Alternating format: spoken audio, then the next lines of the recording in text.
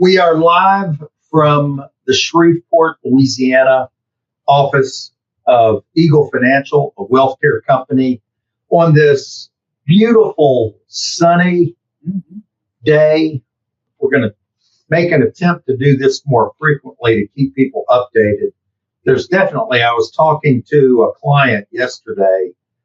There seems to be an awful lot of things happening that are newsworthy.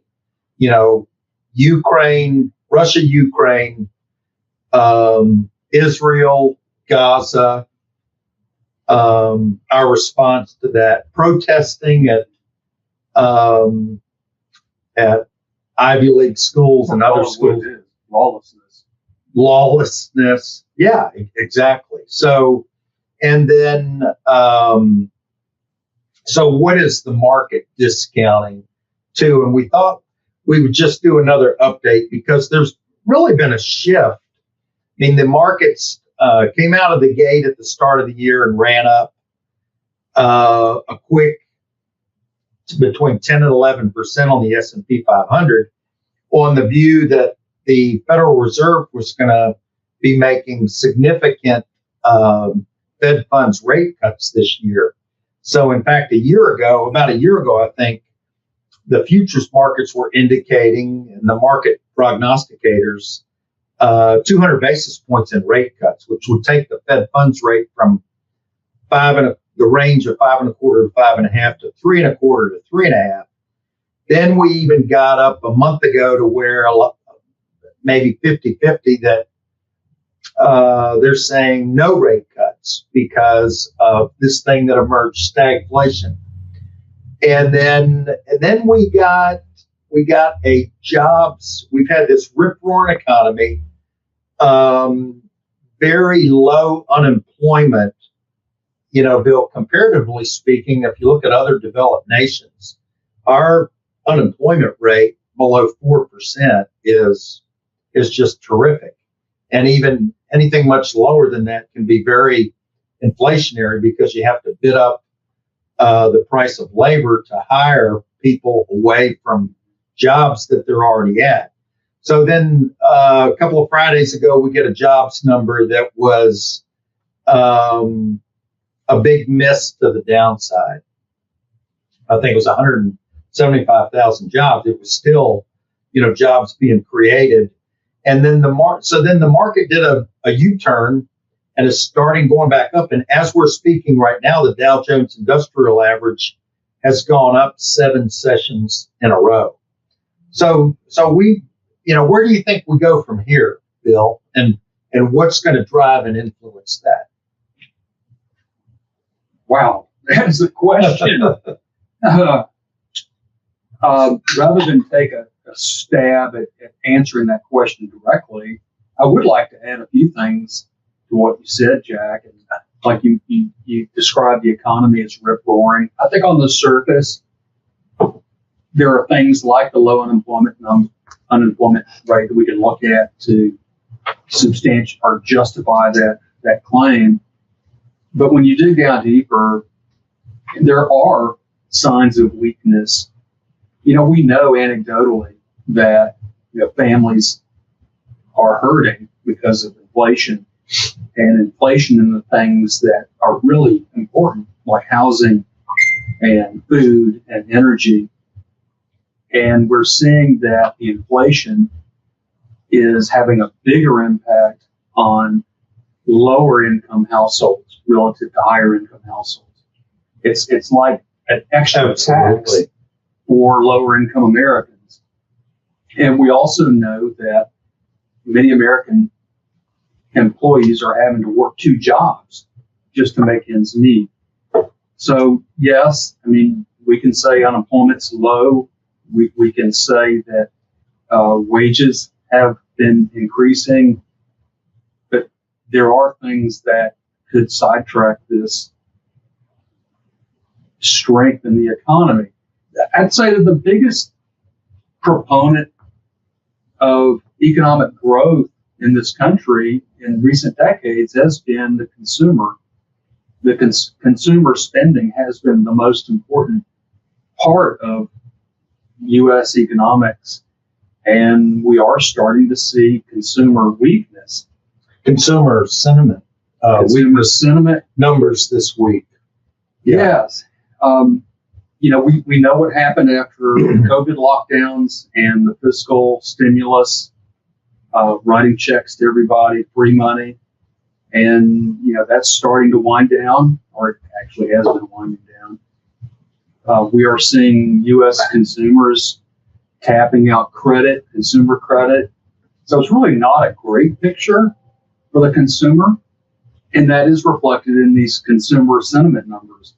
So sentiment numbers, these are surveys that are conducted by, like, for example, the University of Michigan has a famous one. The Chicago Fed has a famous consumer sentiment survey. And these help economists in judging how consumers feel, how optimistic they feel about the economy.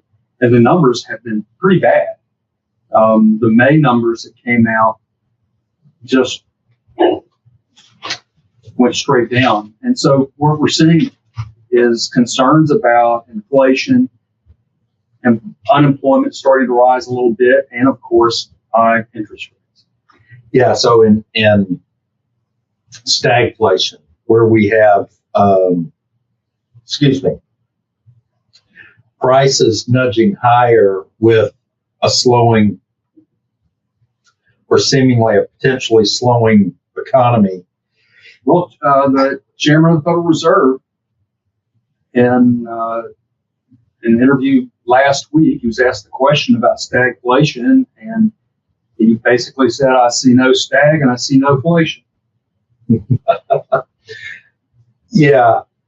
Well, that's we had gotten up to, I think, 9.6% on a year-over-year number for the consumer price index. And then the Fed. Oh, the president said it was 9% when he took office. And then I think we've had inflation of something like 18 or 19% since he took office. So, and I think those numbers have been kind of distorted because there's areas that are more meaningful to the lower middle class, like food and shelter, for example, where I think the numbers are, say, gasoline prices have risen significantly higher than the 18 or 19% since Biden took office. We still have misunderstandings about what these CPI year-over-year inflation numbers mean. It's a percentage change in the index of inflation, and it's been going steadily higher and higher, and now it's peaked and it's coming down, but the high prices are still there. It's just that the rate of change has come down. And so there is a general misunderstanding amongst many in this country about what that means. I think that your average consumer who goes to the grocery store and sees how much more it costs for a gallon of milk, they understand that, but the media is not giving an accurate portrayal of what that means. Yeah, so that's like if you, Bill, just if you could buy something, if you bought $100 worth of groceries, to make the math easy, 3 years ago, those same goods today cost $120. Basically, increase. That's a big increase. And then if we get back down to 3% inflation, you just multiply that times 1.03, and we're now up to $123.60. So that prices are still elevated. Prices are still elevated and going higher. Inflation is defined as a general rise in prices, and so that's a tough pill to swallow when $100 goes up to 120 something. And but that's, just to go back and review, the Fed mandate is maximum employment. They're doing a good job with that. And then inflation at 2%, and then get the incumbent reelected. I'm sorry, I didn't mean that. Flip the order. The primary regional mandate is price stability, keeping inflation in check. Right. Right. And it's always been that way. It was Congress that added the second mandate of full employment, and they really do conflict with one another. So, and the Federal Reserve is supposed to be an independent entity that is not political. I think it's hard for most Americans to believe that in the times that we live in, today. Not much we can do about that. But what's most significant here is I think that all these market analysts are the direction of interest rates is the most significant input to where things are going to be going from here. And if you think, for example, commercial real estate, and there are alarming trends that we're seeing with commercial real estate and large buildings emptying out, even where we live here. And we put a lot of emphasis on the bond market because the bond market is where the big boys play. The global bond market dwarfs the global stock market.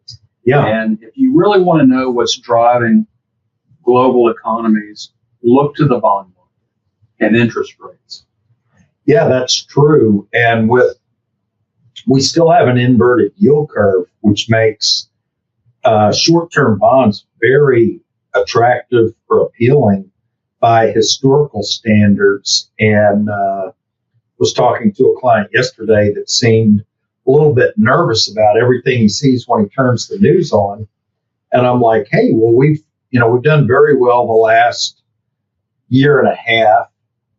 Let's just take a little bit off the table and rebalance. And it's not hard to get north of 5% in government guaranteed instruments that don't even fluctuate, So, but let me add this.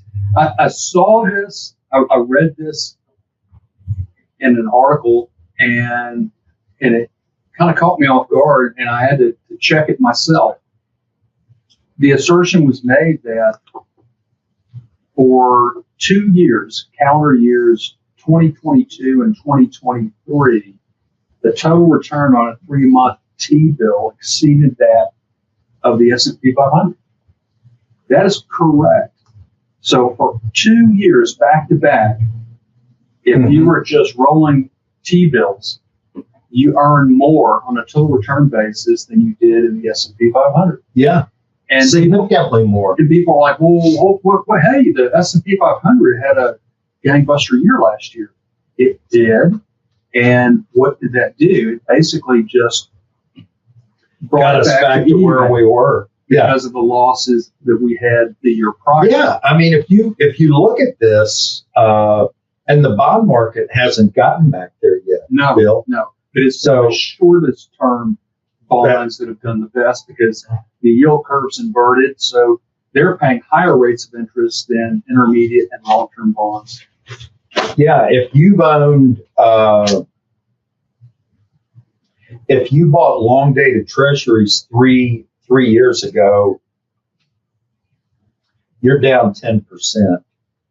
If you bought the Bloomberg Aggregate Index, which most bond funds are indexed against, you're down 3.12%. So, I mean, that's not far from getting back.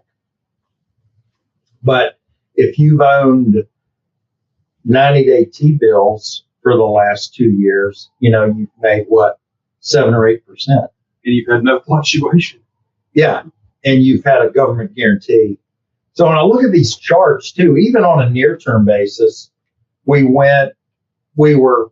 seemed like for months we were above the 65-day moving average. Then we went screaming very quickly during the month of April below the 65-day moving average. And now we've come swinging right back. So you gave an explanation.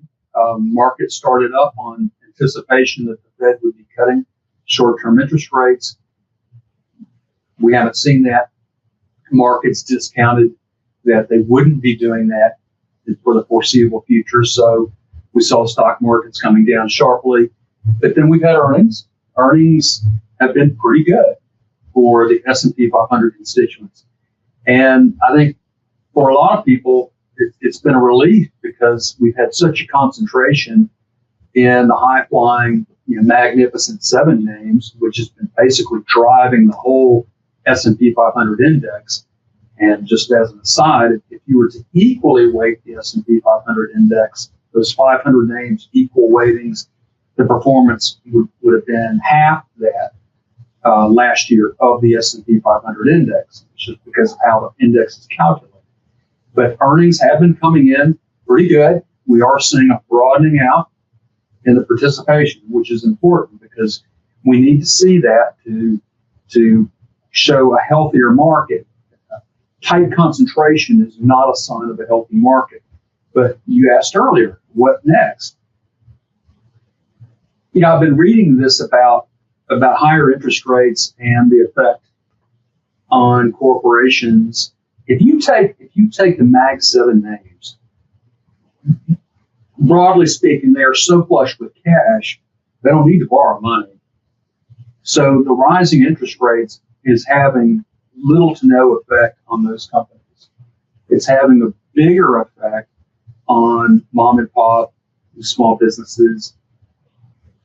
So that hasn't had rising interest rates, hasn't had much of an impact on the S&P 500 because these are 500 large capitalization stocks. Earnings has been fine. I do wonder, though, if going forward, if inflation stays high, the longer this keeps going and consumers don't buy as much, I think that's critical here is consumers have to keep spending to keep this going. If we start to see cracks in that could cause stocks to come and we've seen the CPI numbers, the Fed mandates 2%. We got down to between 3 and 4, and then there's evidence that we could be turning the other way. So this is what we have coming into next week. We've got CPI and PPI being reported next week, and this is going to be telling for where the market goes because there's historically, Bill. Remember the phrase "sell in May and go away"? So we're into May. Sometimes these are things that we don't bank on, but it seems like historically speaking, it's been easier to make money between November and May. And now, we're into the difficult part, but it's going to really be contingent upon these numbers that are being reported next week. As you say, I don't think there needs to be radical changes made to client portfolios. Valuations are slightly high, I would say. Valuations are a little bit high by historical standards, and that can be dependent upon earnings, but we just got through earnings season. Okay. So, multiples are around 20 PEs, with interest rates where they are. That's a little bit higher than historically speaking. So there doesn't need to be any kind of rush to the exits. I would agree with that. And I think that the convictions in certain sectors have declined. I still believe that energy and commodities in general, to me, are more compelling than the broad market. But I'm just kind of agnostic here where we are. And I agree with you. I don't think that investors need to be making a lot of changes here. Maybe just stick to the game plan. Yeah, and I think that involves being diversified, making sure that your portfolio is consistent with your long-term goals, your long-term return expectations and risk tolerance. The economy is still growing. you know. So the U.S. is an outlier in terms of economic True. growth. In True. Western Europe, we're not seeing the economic growth. It's a very different picture. And they're looking at cutting interest rates to try to spur economic activity. We're still battling inflation and keeping interest rates elevated. So, maybe there's a lag there, or maybe we are the shining city on a hill. But generally, that's not the case. Generally, because of the interconnectivity between the U.S. and global markets, when one catches a cold, the other does eventually. Yeah, and we've been. I feel terrific about how we're postured with our clients, and very diversified, I might add. And we're trying to take advantage of the tailwinds that are in place right now, like namely high short-term interest rates, benefits, CTAs, or the managed future space. It makes sense to own short-term fixed income when it doesn't look like it's imminent for the Fed to ease on interest rates. We did get some very compelling news from the Fed this last meeting last week, and their quantitative tightening, letting treasuries and mortgage-backed securities roll off of the Fed's balance sheet. They have reduced the quantitative tightening by $25 billion per month. So that's a move in a more bullish, or a move towards away from tightening and more towards easy money. And the market takes all these things very seriously, whatever the Fed is doing. So all eyes are going to be on the inflationary numbers next week, and these economic numbers as we go forward. And of course, all the geopolitical stuff, that's going on, what Stormy Daniels is saying in the courtroom. I'm just kidding. Watch the dollar. The dollar, remains strong relative to global currencies. It's up 4% year to date. Gold is still strong, and a lot of the support for gold has come from central banks around the world buying bullion, but also retail. And I read something about the retail choice of product has been bullion coins, whereas in previous years it would have been through exchange traded funds or paper gold. So retail consumers are actually making a conscious decision to not put money into paper gold via ETFs, instead buying the hard bullion products. That's really been a telling move away from trust.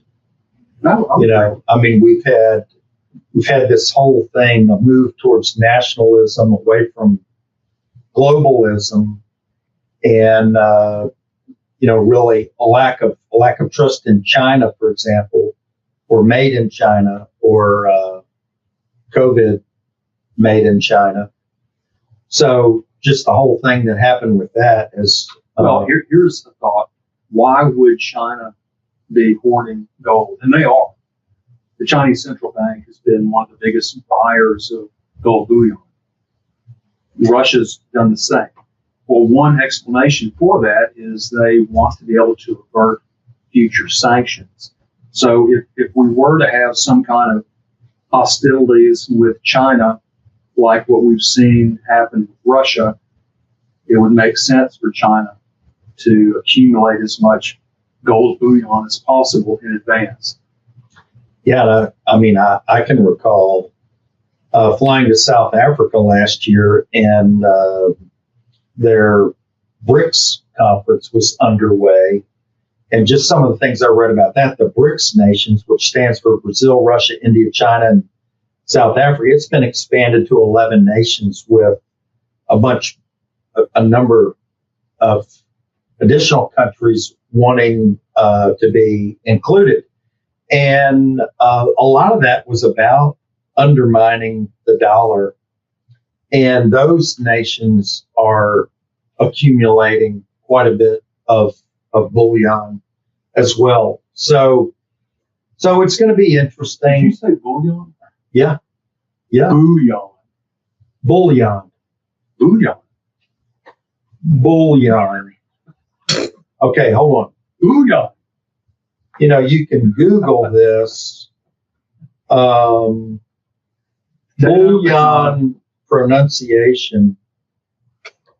We'll ask Dan. Dan's, what is it? I have no idea. You're probably right, Bill. That would be my guess. Bullion. Thank you. That's what I said. Here. Bullion. Nope. Bullion. You said L. I don't think so.